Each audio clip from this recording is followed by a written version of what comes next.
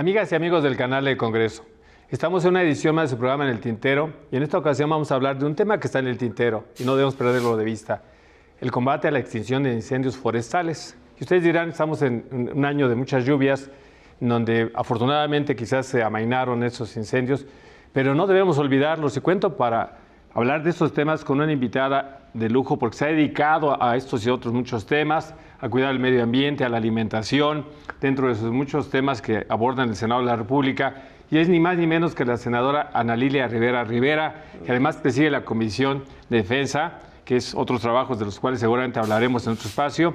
Claro. Y les quiero decir que aprovecharemos el espacio para revisar la parte legal, la parte fáctica, la parte de la experiencia y todo lo que ella nos va a compartir. Senadora, bienvenida a tu espacio. Gracias. A tu canal del Congreso. Gracias. Y este programa que además nos hemos visto favorecidos con charlar contigo de algunos temas. Senadora, bienvenida. Muchas gracias al Tintero. Estoy feliz de estar aquí con ustedes comentando uno de los temas que muchas veces no lo considera la sociedad prioritario en la atención que debemos darle, no solamente por el impacto que ha tenido el cambio climático en los incendios forestales hoy, que son tremendamente masivos.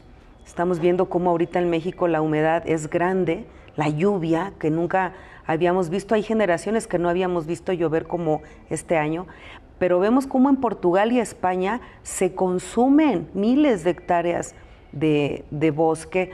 El cambio climático llegó, los incendios forestales serán irremediables, pero creo que en México, independientemente de los efectos del cambio climático en los incendios forestales, tenemos un tema que es más grave aún, que es la tala clandestina, el crimen organizado, la inoperatividad del Estado muchas veces y, por supuesto, lamentablemente, la degradación en la vida comunitaria y la pérdida de vidas valiosas de luchadores sociales en un tema que tiene que ver con todos, porque el agua depende de los bosques, la vida depende de los bosques, ¿no? Entonces eso es un tema importante. Por supuesto, y tiene muchas aristas. Pensaríamos que solo es un fenómeno de la naturaleza en épocas de estiaje, en épocas de calor extremo, pero no, tenemos los incendios provocados, tenemos la irresponsabilidad de las personas y tenemos el crimen que se aprovecha. Y el perdedor, sin lugar a dudas, pues es el planeta y nosotros que somos sus habitantes.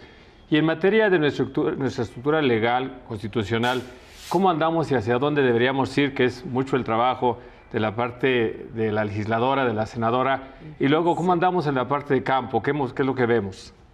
La secretaria de Medio Ambiente, que fue nuestra última ponente, presenta las iniciativas importantes que llegarán al Senado. Y me dio mucho gusto saber que hay reformas a la Ley General de Protección al Medio Ambiente, una ley que data de 1996 y que tiene que adaptarse a las nuevas condiciones sociales, económicas, políticas, pero también medioambientales. Y en estas reformas importantísimas no solamente se están planteando acciones constitucionales, sino también fundamentales para que se pueda proveer a la Procuraduría de Protección al Medio Ambiente a tener capacidades de investigación de delitos ambientales que le permita verdaderamente sancionar acciones que hoy quedan completamente en la impunidad. Estas reformas que ha planteado ayer la secretaria y que serán tema de discusión en los próximos meses, nos tiene que hacer entender que en una sociedad, en un Estado de Derecho, no todo cambia porque cambia el derecho, pero cuando las instituciones tienen un verdadero compromiso de cambio, si no tienes el derecho, no tienes la legalidad para actuar ante fenómenos donde no solamente puede ser quizá indiferencia de los gobiernos locales, municipales o incluso federal, sino realmente toda una operación que no permite al Estado concretar acciones porque hay mucho dinero de por medio. En todos los delitos ambientales hay mucho dinero de por medio y también mucha corrupción. Entonces tenemos que romper ese contubernio que le ha hecho mucho daño a nuestro medio ambiente, corrupción e impunidad, que permite el saqueo de nuestros recursos, que también permite el detrimento de nuestros recursos en beneficio de pocos. Entonces, estas reformas que se presentaron... El desplazamiento de personas, de sus comunidades. Es que el medio ambiente es prácticamente uno de los temas centrales del desarrollo de México. Hoy estamos hablando de desplazados por efectos del cambio climático, sí, pero también estamos hablando de desplazados que por vivir en zonas donde hay vastos recursos, la delincuencia organizada ha llegado para saquear estos recursos y despojar a las comunidades con violencia. Entonces, tenemos hoy en estas zonas ricas de México en recursos, nuestros bosques, nuestras selvas, nuestros manglares, donde tenemos yacimientos importantes de minerales, pues presencia de delincuencia organizada y también de autoridades corruptas. Entonces tenemos que fortalecer las leyes para fortalecer a las instituciones, y estas leyes, como la Ley General de Protección al Medio Ambiente, que data de hace más de 30 años, deben ser modificadas, y lo vamos a ver en este periodo. Ya ayer la secretaria nos ha anunciado que mandará estas iniciativas, donde además hay una misión.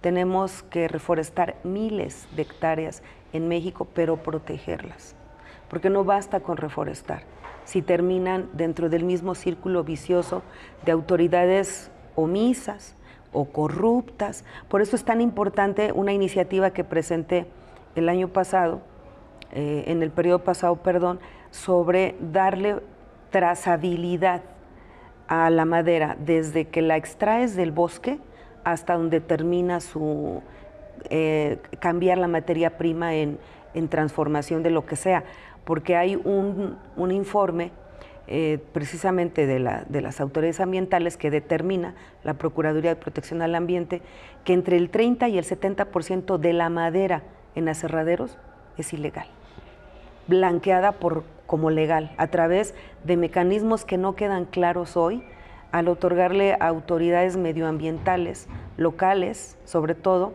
facultades de que por saneamiento forestal o por aprovechamiento forestal se les autoriza talar una determinada superficie y ellos talan 3 o 4 más. Entonces blanquean la tala clandestina, no hay una trazabilidad que pueda llevarnos a identificar en qué aserraderos, dónde está esta madera, y detrás de esto hay un negocio de miles de millones de pesos.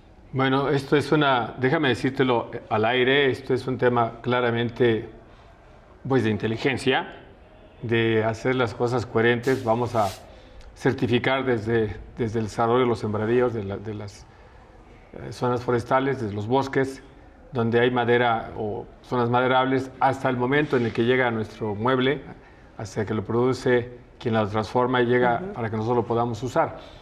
Y en esta circunstancia creo que es integral la visión del combate a la extinción de incendios forestales, es el tema, pero por supuesto que tiene cuestiones como este ejercicio ilícito, que además termina siendo un negocio negro de la delincuencia, pero que llega blanqueado, como dices. Pero es que también tiene que ver con lo otro.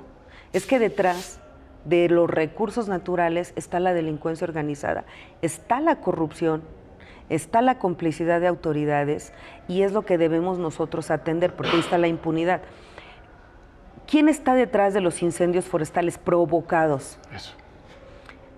Quienes buscan el cambio de uso de suelo, ya sea para el ganado, ya sea para actividades inmobiliarias, dependiendo en el lugar, siempre hay detrás de una acción económica ilegal o que se pretende ampliar.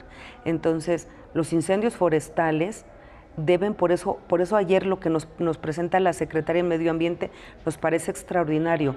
Debemos dotarle de las capacidades jurídicas y potestades jurídicas a la Profepa para que se investigue con todo el rigor los delitos ambientales y se sancionen, porque detrás de estos que no se contemplan como con la gravedad que tienen, en realidad tenemos un despojo territorial donde hay actividad inmobiliaria, actividad de cambio de uso de suelo para que los territorios que son boscosos se conviertan en terrenos aptos para el ganado, y entonces nosotros tenemos que detectar que son delitos que son graves y que deben ser castigados. Mientras no tengamos a la autoridad con la ley en la mano para que lo pueda ejecutar, van a seguir pagando multas, cuando lo que menos queremos nosotros es, porque económicamente no resarcen el daño que hicieron. Y lo tienen calculado, porque hacen el daño, tienen el beneficio, sobre todo los especuladores inmobiliarios, y allí en la multa ya está calculado que además la multa por razón constitucional pues no podrá ser ni remotamente proporcional a lo que van a lucrar y al daño que producen. Pero en esa tesitura me quedo porque me emociona lo que dice seguramente nuestro auditorio, y el trabajo que ustedes van a realizar, que están realizando, no debería ser el prohibir que en los siguientes 100 años no se construya ni se utilicen como pastizales, etcétera, las zonas que fueron deforestadas por incendios, sea provocados o incluso naturales. ¿Pensarías que una serie de artículos así evitarían que esas zonas que sean aprovechadas ilícitamente y que, por el contrario, trabajemos para su reforestación o su recuperación? Sí, lo que ayer nos ha propuesto la secretaria es integral. No se trata de en comunidades donde la gente por necesidad ha tenido que ver en el bosque una manera de sobrevivencia o en selvas, quitarles la opción que tienen de desarrollo. Lo que tenemos que hacer es convertir una actividad ilegal en una actividad legal con explotación sustentable, donde la gente que tiene la cercanía con estos bosques pueda vivir de ella sin que cometa un delito, pero también sin que extinga los bosques. La autoridad va a llegar a ayudar. Ayer nos decía la secretaria, donde hay ganadería, y está comprobado en Europa, que tú no necesitas talar los árboles o matarlos. Las vacas, por decirlo, pueden pastar en los bosques sin que acabes con los árboles. Tenemos que cambiar el diseño. No se trata de criminalizar, se trata de ayudar cuando es desarrollo comunitario, pero sancionar cuando detrás de esto se esconden otros intereses, y hay que tener la claridad. ¿Dónde tenemos que construir proyectos de desarrollo sostenible con las comunidades dueñas de esos recursos, y donde tenemos que castigar el abuso, el despojo, la corrupción, la impunidad y la delincuencia organizada? Entonces, ayer el planteamiento que nos ha hecho la secretaria de Medio Ambiente es integral, es extraordinaria, y nos parece a nosotros emocionante saber que por primera vez tenemos una política ambiental que presenta un proyecto completo legislativo y que vamos a discutir en los próximos días. Dices tú, debe ser integral, aunque abarca muchas aristas, y por ejemplo en tu estado, Tlaxcala, se está por inaugurar, o se estará inaugurando el primer polo de desarrollo a nivel nacional, allí en la bellísima Huamantla, que la recordamos por las Huamantladas, pero tiene muchísimas más riquezas, y ahora tendrá desarrollo de este polo en tu estado, senadora. Pues nuestro gobierno ha tenido la claridad de interpretar que en momentos de crisis también son momentos de oportunidades. La llegada de Donald Trump al poder ha permitido que toda nuestra capacidad se concentre en mirar hacia adentro, y entonces la presidenta presenta un proyecto que es el Plan México, a través del cual se pretenden detonar en este momento 15 polos de desarrollo que ha distribuido a lo largo y ancho de nuestro territorio con una visión de impacto regional. Y en el caso de Tlaxcala nos toca uno de estos polos de desarrollo. Las características de nuestro estado, porque somos un estado más pequeño, somos un estado en el centro, y somos un estado donde la gente todavía tiene grandes extensiones de territorio de propiedad social, ha permitido que Tlaxcala sea el primer estado en avanzar en la consolidación de certidumbre del uso de suelo para que se desarrolle este polo de desarrollo que integra el Plan México, a efecto de que empecemos a producir lo que hoy importamos, sobre todo de Asia, sobre todo impulsar mucho nuestro mercado local, nacional, y eso implica un proyecto que no solamente va a detonar desarrollo en la región, va a generar empleo, va a estabilizar el deterioro social. O sea, es importantísimo el polo de desarrollo. Y para mí el hecho de que en Tlaxcala hayamos adelantado a otros estados la certidumbre de territorio, pues implica que si ya está el espacio, Ahora viene la inversión y esa inversión se calcula en 540 millones de dólares. Es una inversión histórica con la oportunidad de generar miles de empleos para un estado que durante muchos años se consideró un estado pues poco productivo, incluso un estado excesivamente subsidiado por la federación. Poco contribuíamos al país. Ahora será distinto. Tlaxcala va a empezar a generar riqueza, empleo, desarrollo, y todo esto va a impactar la región, porque no solamente va a ser Tlaxcala, sino también hay una región muy beneficiada del estado de Puebla. Pero por supuesto, y esto tiene que ser en armonía con el medio ambiente y el cuidado de nuestros recursos naturales. Y regresando un poco, que no nos desviamos prácticamente, porque es esto, la disponibilidad de terrenos, de la voluntad, digamos, el no deterioro, el mínimo deterioro del medio ambiente. Tendría que ser ahora comentarte si tienes alguna dato o puedes compartir acerca de los daños en incendios forestales en el pasado año, en los años pasados de nuestro territorio nacional. Pues este año tuvimos un inicio difícil. Antes de que llegaran las lluvias, los incendios forestales en México cobraron miles de hectáreas. Tengo el dato preciso de la tala clandestina, de los incendios forestales. Incendios no, lo tenemos por ahí, lo revisamos, pero de la tala, que es otra parte. Hasta un estudio internacional que cierra en 2022 establece que por tala clandestina 120,000 hectáreas de zonas boscosas en México fueron pues saqueadas y abusadas, sobre todo por la delincuencia organizada. Los incendios forestales tienen varias vertientes. Unas porque hay quien en la comunidad, para tener pastos verdes, empieza con la famosa costumbre de la roza y quema, y con los vientos de febrero o marzo lo pierden de control y muchos incendios forestales se generan.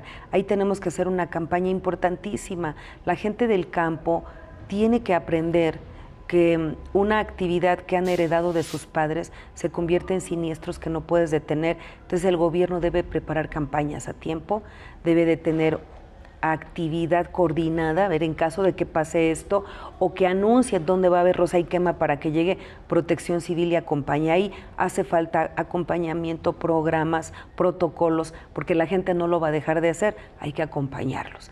Pero la otra, vuelvo a repetir, es cuando son intereses distintos y quieren cambiar el uso de suelo y entonces propagan incendios en las épocas de estiaje, que son terribles y que generan estos daños que hemos visto.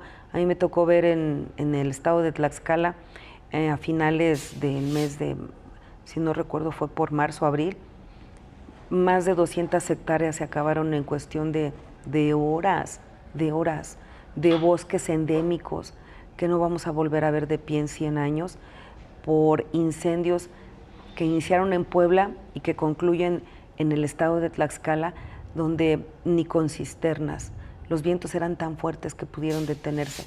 Prácticamente en Alzayanca, así se llama el ejido, en el municipio donde fue el incendio, hasta que se apagó no hubo manera de detenerlo.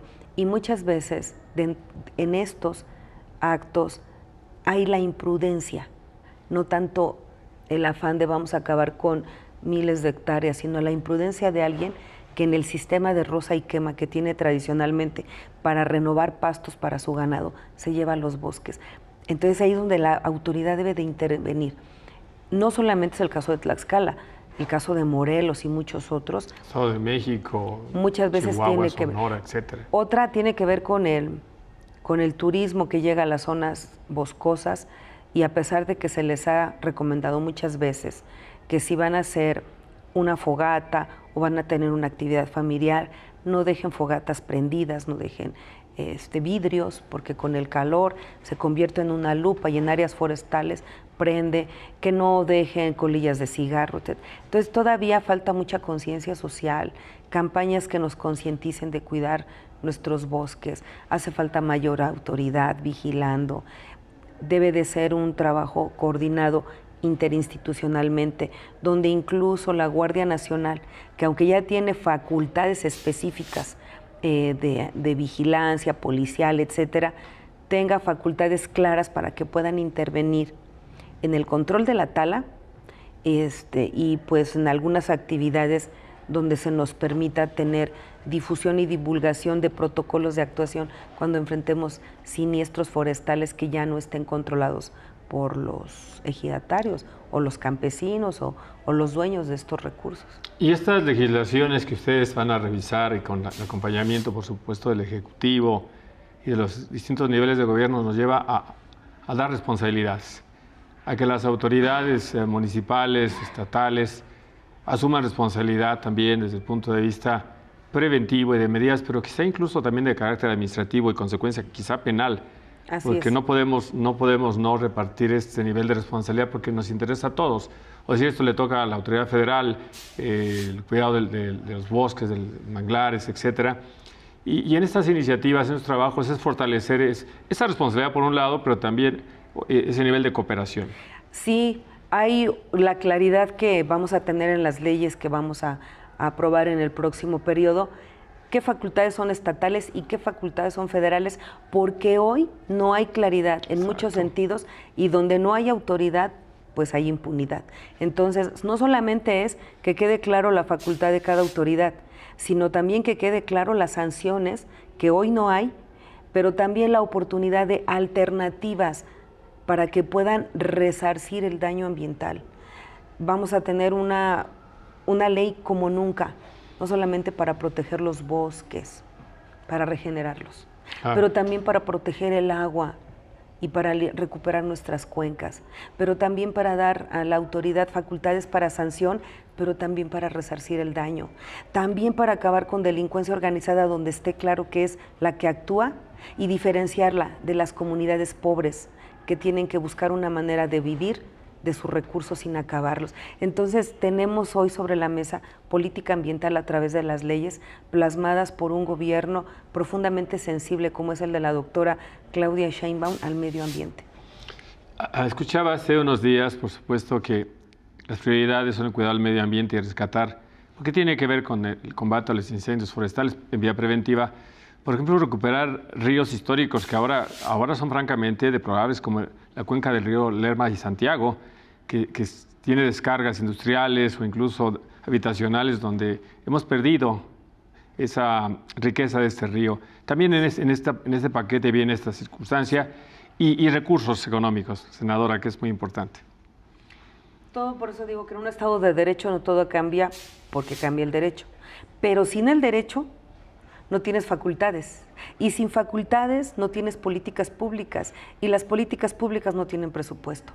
Entonces se necesita todo.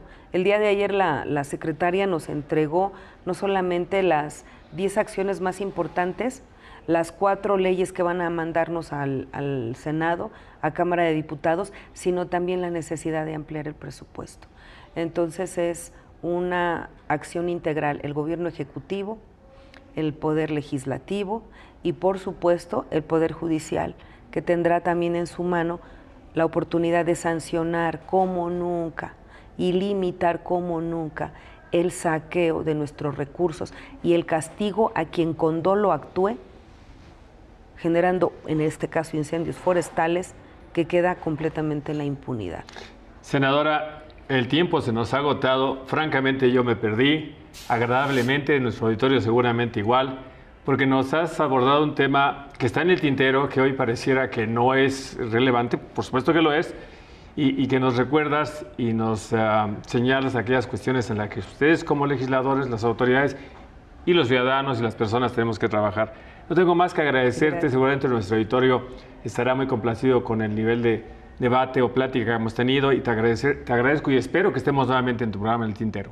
Claro que sí, y decirle a la gente de nuestro país, todo es importante, pero recuperar y detener el deterioro ambiental en México es urgente y lo atenderemos con claridad. Gracias. Pues te agradezco y ahí está el mensaje de la senadora en este cierre de su programa En el Tintero.